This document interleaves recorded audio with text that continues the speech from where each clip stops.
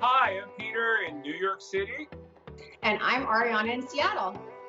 and this is Shelter.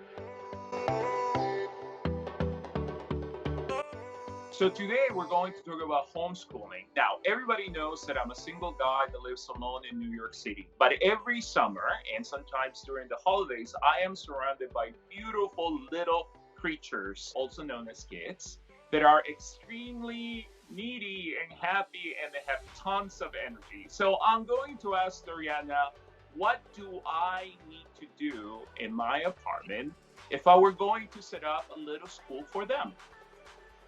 Okay, well, let me show you.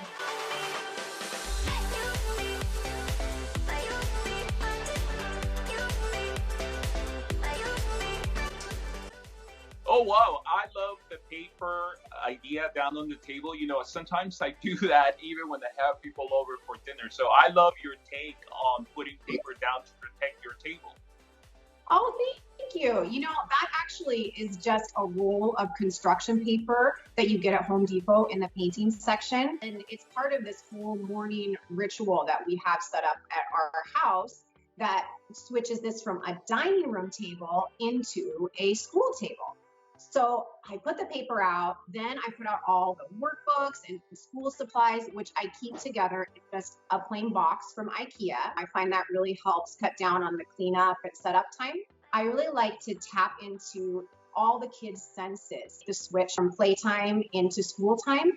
So I start by putting out some essential oils, actually, which I let just diffuse for a couple minutes. This is peppermint, which I find really helps the kids focus. And then I use my Insight meditation timer app. I set it to open with a bell, then have 10 minutes of nature sounds, and then close at the bell.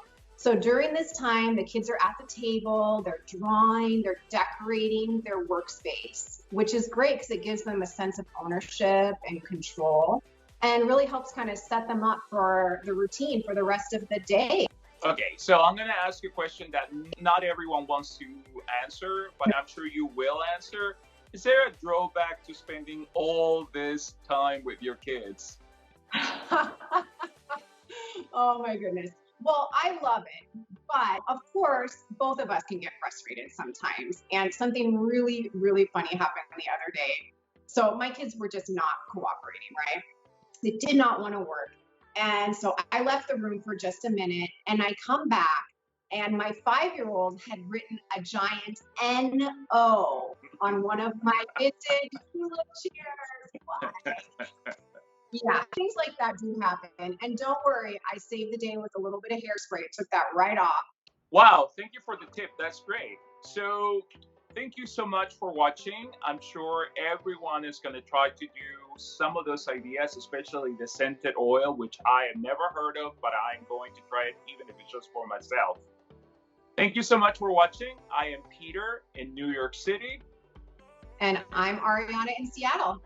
and we'll see you on the next video on Shelter. Thank you.